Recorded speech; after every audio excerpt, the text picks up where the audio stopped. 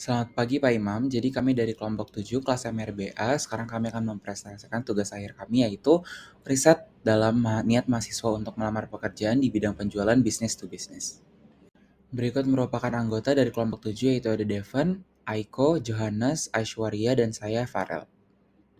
Baik, untuk latar belakang penelitian ini dibuat yaitu karena perkembangan bisnis modern, khususnya di sektor bisnis to bisnis atau B2B, telah mengubah peran tenaga penjualan secara signifikan. Nah, pekerjaan di bidang ini kini tidak hanya berfokus pada kemampuan menjual, tetapi juga menuntut kemampuan strategis, berpikir analitis, serta komunikasi yang baik untuk membangun hubungan jangka panjang dengan klien.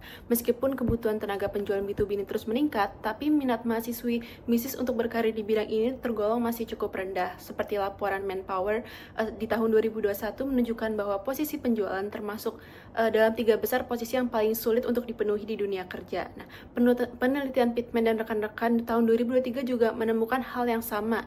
Jadi niat mereka untuk melamar posisi B2B ini masih tergolong rendah. Nah, kondisi ini juga terjadi di Indonesia. Banyak mahasiswa bisnis lebih memilih karir seperti konsultan atau analisis keuangan yang dianggap lebih prestisius dalam karir di bidang penjualan B2B yang menawarkan prospek yang strategis dan kompensasi yang kompetitif. Nah, oleh karena itu, penelitian ini penting untuk memahami faktor-faktor yang mempengaruhi niat mahasiswa bisnis dalam melamar pekerjaan di bidang penjualan B2B agar dapat menjadi dasar bagi strategi pendidikan dan juga rekrutmen yang lebih efektif. Di sini ada masalah penelitian. Jadi, meskipun peluang karir di bidang penjualan bisnis to bisnis cukup besar, minat mahasiswa bisnis untuk melamar posisi tersebut masih tergolong rendah. Nah, penelitian ini sebelumnya menunjukkan bahwa sikap terhadap pekerjaan, norma subjektif, dan persepsi kompetisi diri dapat mempengaruhi niat seseorang untuk melamar pekerjaan. Namun, sebagian besar penelitian masih berfokus pada negara maju, sementara konteks Indonesia ini memiliki perbedaan budaya, sistem pendidikan, dan juga pandangan terhadap profesi. Nah, berdasarkan hal tersebut, penelitian ini ingin menjawab beberapa pertanyaan utama, yaitu yang pertama, mengapa mahasiswa bisnis melakukan minat yang rendah terhadap pekerjaan penjualan B2B, lalu ada faktor-faktor apa saja seperti sikap, norma subjektif, dan juga persepsi kompetisi yang berpengaruh terhadap niat mereka untuk melamar pekerjaan tersebut. Dan yang ketiga, bagaimana hubungan antar faktor-faktor tersebut dalam konteks mahasiswa bisnis Indonesia. Nah, dengan menjawab pertanyaan-pertanyaan tersebut, penelitian ini diharapkan dapat memberikan pemahaman empiris yang lebih konseptual mengenai fenomena ini. Lalu untuk tujuan dibuatnya proposal ini yaitu yang pertama menganalisis pengaruh sikap mahasiswa terhadap melamar pekerjaan penjualan B2B terhadap niat mereka untuk melamar posisi tersebut, dan yang kedua menguji peran norma subjektif dalam mempengaruhi niat mahasiswa melamar pekerjaan penjualan B2B, dan yang ketiga menilai pengaruh persepsi kompetensi penjualan pribadi terhadap niat mahasiswa untuk melamar pekerjaan penjualan B2B, dan yang terakhir yaitu menyediakan bukti empiris konseptual mengenai faktor-faktor yang mempengaruhi niat mahasiswa bisnis Indonesia dalam memilih karir penjualan B2B. Sekarang saya akan membahas untuk metodologi dari desain penelitian kami, yaitu merupakan penelitian dengan kuantitatif dengan pendekatan explanatory research, dengan tujuan untuk menjelaskan hubungan sebab akibat antar variabel yang mempengaruhi niat mahasiswa untuk melamar pekerjaan di bidang penjualan B2B, dengan variabel independen yaitu perception on extrinsic job rewards in B2B, students' attitude towards applying to B2B, subjective norms, student personal competence in B2B, dan dependennya adalah students' intention to apply for B2B business. Untuk metodologi atau metode pengumpulan data, kita menggunakan survei daring dengan Google Form yang kita sebarkan. Instrumennya adalah kuesioner dengan skala Likert yaitu 1-7. Dengan 5 bagian utama pada kuesioner yaitu data demografis, yang kedua, perception on extrinsic job rewards in B2B, yang ketiga, students' attitude towards applying to B2B, yang keempat, subjective norms, yang kelima, students' personal competence in B2B, dan yang keenam, students' intention to apply for B2B business. Untuk metode pengambilan sampel, kita menggunakan populasi yaitu mahasiswa dengan teknik sampling purposive sampling.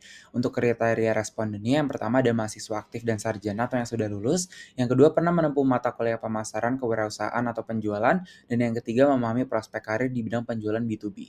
Untuk ukuran sampel minimal, kita menggunakan rumus N sama dengan K plus I, di mana K itu adalah pengganda dan I itu jumlah indikator penelitian. Karena pertanyaan pada penelitian kami ada 15, maka kita menggunakan 15 kali 10 yaitu 150 untuk ukuran sampel minimalnya. Berikut merupakan theoretical framework dari riset kami, yaitu apakah variabel independen, yaitu perception on extrinsic job rewards in B2B, students' attitude towards applying to B2B, subjective norms, students' personal competence in B2B, akan mempengaruhi variabel dependen kami, yaitu students' intention to apply to B2B sales jobs. Untuk penelitian terdahulunya, kami ingin menganalisis pengaruh sikap dan persepsi kompetensi penjualan pribadi terhadap niat mahasiswa melamar pekerjaan di bidang penjualan B2B. Untuk metodenya, kami menggunakan 3 metode. Ada pendekatan kuantitatif, survei online terhadap mahasiswa sekolah bisnis, dan juga menganalisis structural equation modeling. Untuk hasil utamanya, kami ingin ada hasil yang menunjukkan sikap positif dan juga persepsi kompetensi diri yang tinggi dalam meningkatkan niat melamar pekerjaan di B2B. Untuk tujuannya, kami ingin menggabungkan teori TRE dan SDT untuk memahami niat mahasiswa melamar pekerjaan sales B2B. Untuk niat, kami percaya dari teori bahwa faktor utama penentu perilaku itu dipengaruhi oleh sikap terhadap perilaku dan norma subjektif. Dan juga motivasi itu berasal dari kebutuhan. Itu ada 3, yaitu ada kompetensi, autonomi, dan juga ketertarikan. Sekarang kita masuk pada hasil uji validitas dan reliabilitas untuk pretest untuk setiap variabel penelitian.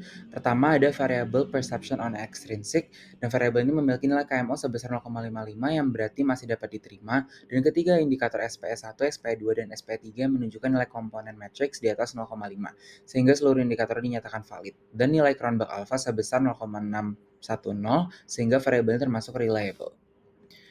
Berikutnya adalah variabel student attitude. Nilai KMO untuk variabel ini adalah 0,580. Ketiga indikatornya yaitu SA1, SA2, dan SA3 semuanya valid karena nilai komponen matriks berada di atas 0,5. Namun nilai Cronbach alpha hanya 0,437 sehingga variabel ini dikategorikan sebagai tidak reliable. Selanjutnya variabel subjective norms. Nilai KMO yang diperoleh adalah 0,522. Untuk indikatornya SN1, SN2, dan SN3 dinyatakan tidak valid karena terdapat ketidakvalidan yaitu kurang dari 0,5 di SN3. Dan untuk reliabilitasnya, Cronbach alpha sebesar 0,445 yang menunjukkan bahwa variabel ini tidak reliable. Untuk variabel perception and competence, nilai KMO-nya adalah 0,576. Semua indikator yaitu SPC1, SPC2, dan SPC3 dinyatakan valid. Namun nilai Cronbach alpha sebesar 0,525 masih berada di bawah batas minimum yaitu 0,6, sehingga variabel ini tidak reliable. Terakhir, variabel intention to apply. Variabel ini memiliki nilai KMO terendah yaitu 0,433. Indikator SI1 dan SI3 dinyatakan invalid, sementara SI2 valid. Selain itu, Cronbach alpha bernilai negatif yaitu min 0,767 yang mengindikasikan bahwa variabel ini sama sekali tidak reliable dan perlu direvisi secara keseluruhannya. Jadi secara umum dari seluruh variabel yang diuji, hanya perception on extrinsic yang memenuhi kedua kriteria yaitu valid dan juga reliable. Dan variabel lainnya perlu dilakukan revisi untuk digunakan pada tahap selanjutnya.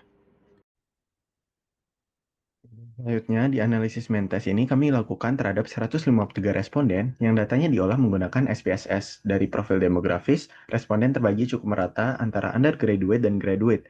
Namun, insight yang paling krusial di sini adalah terkait sales experience. Hampir seluruh responden, yaitu 98,7%, ternyata sudah memiliki pengalaman di bidang sales. Hal ini memvalidasi kualitas data kami, karena responden benar-benar memahami konteks pekerjaan yang sedang diteliti. Untuk menerjemahkan jawaban responden, kami menggunakan statistik deskriptif dengan skala 1 hingga 7. Seperti yang terlihat pada tabel konversi, fokus analisis kami ada pada score range di atas 5,35 yang masuk kategori high dan di atas 6,22 yang masuk kategori very high. Skala ini menjadi acuan utama yang menentukan apakah persepsi mahasiswa terhadap karir ini cenderung positif atau negatif. Berdasarkan skala tersebut, hasil untuk keempat variabel independen sangat memuaskan karena semuanya berada di kategori high. Skor tertinggi dicapai oleh variabel student perception on competence dengan rata-rata 5,90 yang menunjukkan responden merasa sangat kompeten, diikuti oleh student perception on extrinsic di angka 5,85 yang berarti imbalan eksternal dinilai menarik. Variabel student attitude dan subjective norms juga menunjukkan tren positif dengan skor masing-masing 5,75 dan juga 5,73. Nah, tingginya persepsi kompetensi dan insentif tadi berkorelasi langsung dengan variabel dependen kami, yaitu student intention to apply, yang mencatatkan rata-rata 5,81 atau kategori high. Selanjutnya, untuk memastikan data ini ilmiah, kami menetapkan standar uji kualitas data. Syarat validitas terpenuhi jika nilai KMO dan kompeten matriks di atas 0,50, sedangkan syarat reliabilitas dipenuhi jika Cronbach's alpha bernilai di atas 0,60. Nah, hasil final pengujian dapat dilihat pada tabel ini. Seluruh variabel mulai dari perception on extrinsic, attitude, or subjective norms, competence, hingga intention to apply, menunjukkan nilai KMO yang stabil di kisaran 0,64 hingga 0,67, serta loading factor yang kuat. Begitu pula dengan nilai Cronbach's alpha yang seluruhnya memenuhi syarat. Dengan demikian, seluruh indikator dinyatakan valid dan juga reliable, sehingga data ini sangat layak untuk digunakan dalam tahapan analisis berikutnya. Untuk NPAR testnya kami mengalami sedikit kesulitan. Untuk hasil uji awalnya bisa dilihat bahwa hasilnya tidak signifikan, di mana kami berupaya untuk menangani outlier dengan cara menggunakan case-wise diagnostik, tapi hasilnya tetap tidak signifikan. Lalu kami juga berupaya dalam mentransformasikan SI atau variable dependent kami menjadi inf, tapi hasilnya tetap tidak signifikan. Lalu untuk solusi akhirnya kami memutuskan untuk menggunakan bootstrapping, di mana dalam hasil bootstrap ini bisa dilihat bahwa variabel SPE, SA, dan SN tidak berpengaruh signifikan terhadap variabel dependent.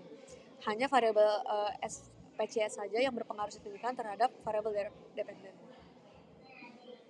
Untuk selanjutnya dari hasil bootstrap tadi kami mendapatkan uji multikolonaritas dengan cara melihat nilai FIF dan juga toleransinya. Bisa dilihat bahwa dalam ini kita mengalami semua nilainya lebih kecil daripada 10, berarti 50-nya berhasil, dan juga toleransinya lebih dari 0,10. Berarti model kami bebas dari multikolonaritas. Lalu untuk uji heteroskedastasnya kami menggunakan uji coba Greg, di mana bisa dilihat bahwa variabel SP, SA, dan SN memiliki nilai signifikan di atas 0,05, yang berarti ketiga variabel ini tidak menyebabkan heteroskedastisitas, namun variabel SPC ini menunjukkan nilai signifikan di bawah 0,05. Berarti secara formal atau bisa dibilang bahwa variabel SPC ini menyebabkan heteroskedastisitas. Tapi karena kami sudah menggunakan bootstrapping, berarti kami sudah menyediakan standar error yang robust, yang berarti modelnya sudah efektif dalam mengatasi masalah heterodasitas dan juga non-normalitas yang terjadi. Hasil model summary menunjukkan bahwa nilai R-square sebesar 0,271, yang berarti 27,1% variance dalam student intention to apply, dapat dijelaskan oleh student perception on extrinsic, student attitude, subjective norms, dan student perception on competence. Adjusted R-square sebesar 0,252 mengindikasikan bahwa model tidak terlalu kuat setelah disesuaikan dengan jumlah variabel independen. Standard error of the estimate sebesar 839,07 menunjukkan bahwa tingkat kesalahan prediksi model relatif tinggi, melemahkan validitas model untuk interpretasi lebih lanjut. Pada slide ini, saya akan menjelaskan hasil uji regresi linear berganda terhadap niat melamar di penjualan B2B. Pertama, variabel SPE memiliki koefisien positif sebesar 0,002, namun tidak signifikan karena p-value 0,983. SA juga positif dengan koefisien 0,077, tetapi tidak signifikan karena p-value 0,337. Sebaliknya, SN berpengaruh positif dan signifikan terhadap SI dengan koefisien 0,230 dan p-value 0,001. Terakhir, SPC juga positif dan signifikan dengan koefisien 0,367 dan p-value kurang dari 0,001. Jadi prediktor signifikan dalam model ini adalah SN dan juga SPC. Selanjutnya saya akan menjelaskan dua hal, koefisien beta dan uji T. Dari beta terstandarisasi, SPC punya pengaruh relatif terbesar terhadap SI dengan beta 0,339, jadi variabel paling dominan. SN berada di urutan kedua dengan beta 0,252, masih berkontribusi kuat tetapi di bawah SPC. Sementara SA beta 0,083 dan SPE beta 0,002, keduanya sangat kecil dan tidak bermakna.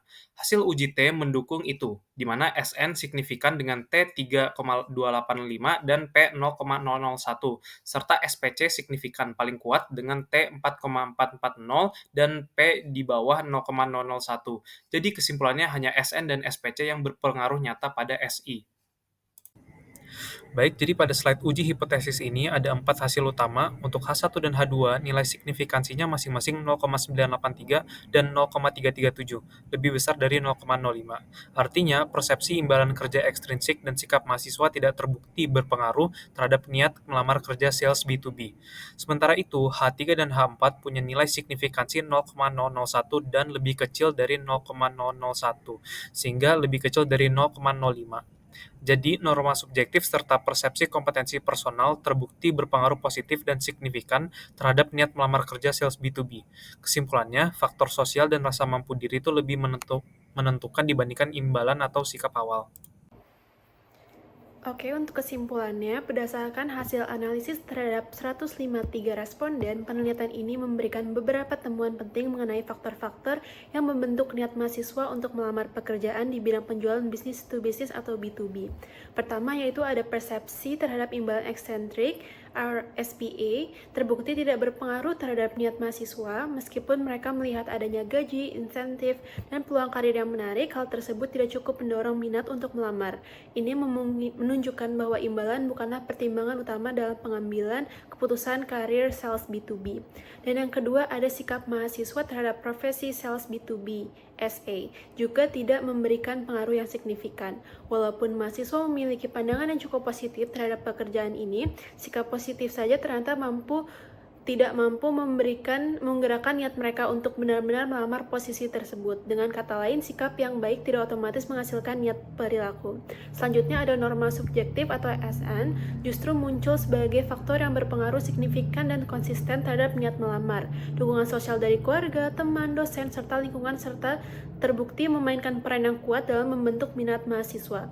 Semakin besar dukungan yang diterima, semakin tinggi pula kecenderungan mahasiswa untuk melamar pekerjaan sales B2B. Temuan yang terpenting adalah bahwa persepsi kompetensi personal (SPC) menjadi faktor yang paling dominan. Mengapa? Karena keyakinan mahasiswa terhadap kemampuan komunikasi, negosiasi, serta pemahaman bisnis mereka memiliki pengaruh terbesar dalam memunculkan niat melamar. Mahasiswa yang merasa kompeten menunjukkan tingkat keyakinan yang jauh lebih tinggi untuk mempertimbangkan karir B2B sales. Secara umum, penelitian ini menegaskan bahwa niat mahasiswi tidak ditentukan oleh imbalan atau sikap, tetapi dipengaruhi oleh dua aspek, yaitu yang pertama dukungan sosial dan juga seberapa percaya diri mereka terhadap kemampuan diri sendiri.